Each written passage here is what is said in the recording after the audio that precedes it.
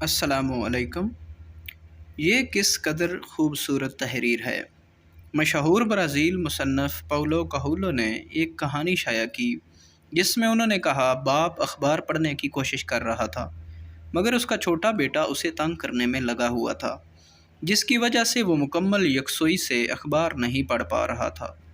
بالآخر باپ نے تنگ آ کر اخبار میں سے کچھ حصہ کاٹا جس پر دنیا کا نقشہ بنا ہوا تھا، پھر اس نقشے کو چھوٹے چھوٹے ٹکڑوں میں تقسیم کر دیا اور بیٹے کو کہا کہ اسے ترتیب دے، اور وہ دوبارہ اپنا اخبار پڑھنے کی لگ گیا۔